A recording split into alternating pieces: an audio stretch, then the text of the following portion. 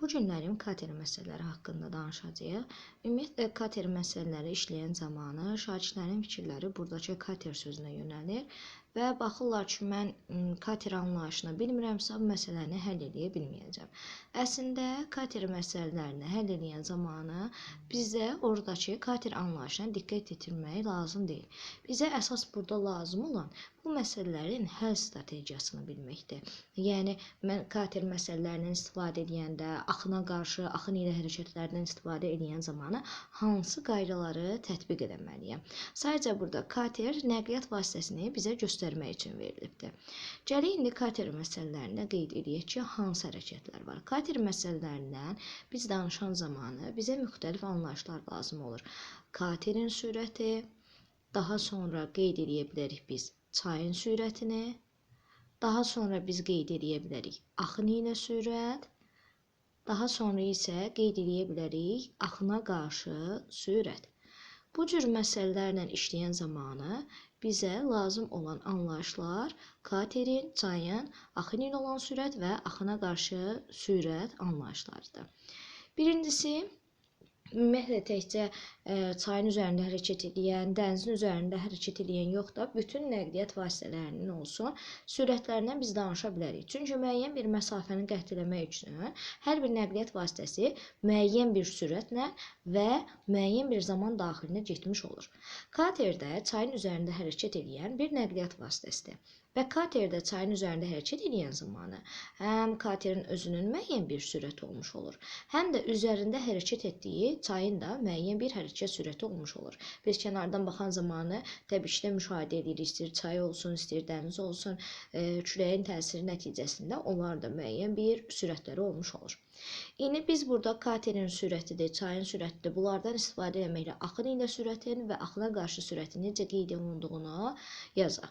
Birincisi, axın ilə sürətdən danışırıq. Axın ilə sürət zamanı biz katerin sürəti ilə toplamalıyıq nəyi? Çayın sürətini.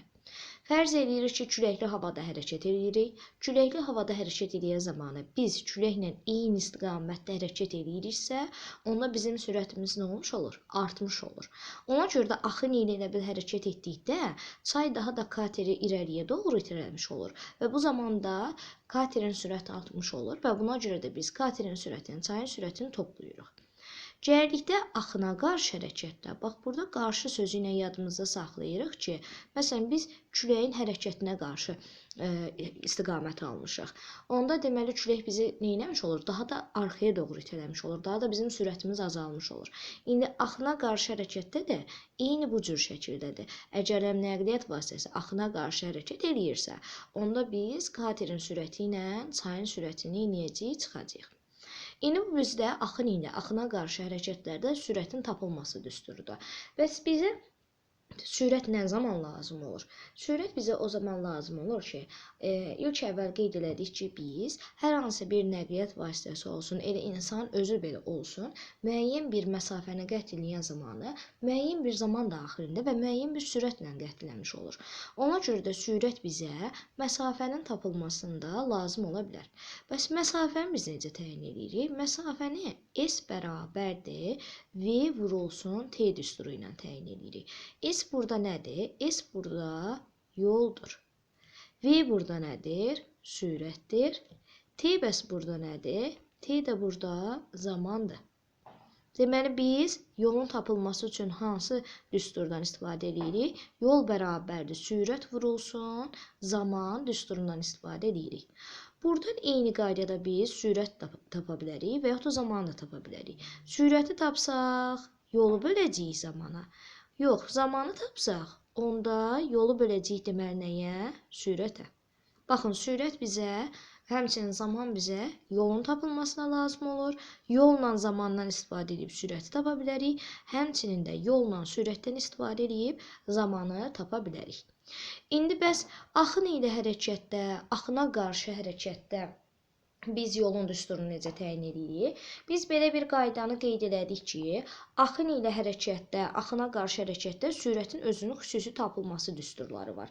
Ona görə də biz artıq axın ilə hərəkət və axına qarşı hərəkətdə yolun düsturlarını tamam fərqli şəkildə yazırıq. Niyə görə?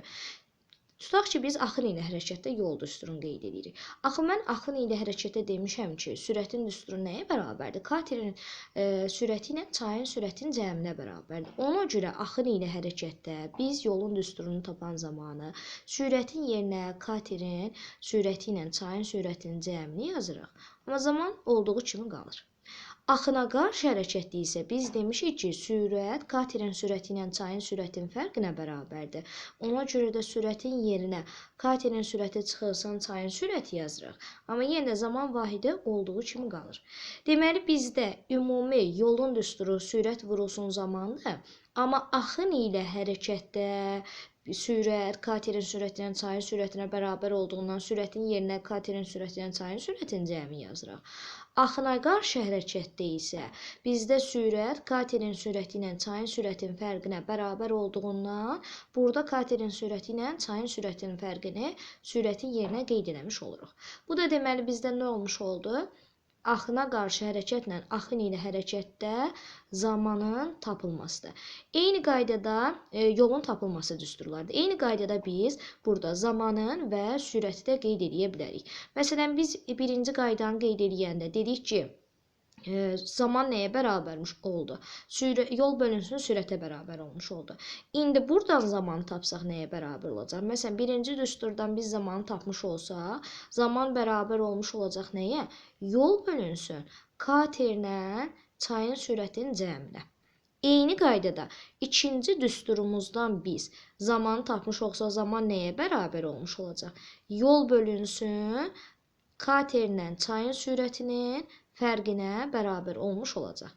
Yəni, düsturun məğzi dəyişmədi, ümumi forma dəyişmədi. Sadəcə bizdə dəyişən nə oldu? Axın ilə hərəkətdə katerin sürəti ilə çayın sürətini cəmini tapırdıq deyə düsturda bunu qeyd elədik. Axına qarşı sürətdə isə katerin sürəti ilə çayın sürətinin fərqini tapırdıq deyə bunu qeyd elədik. İndi növbəti video izahda bu ümumi qaydalarımızı qeyd elədik. Ümumi video izahda isə buna uyğun olaraq məsələ həllərini də qeyd edəcəyik. Buradakı kater məsələlərinə uyğun olan izahda anlamadığınız hissə olsa, yorumlarda yazıb soruşa bilərsiniz.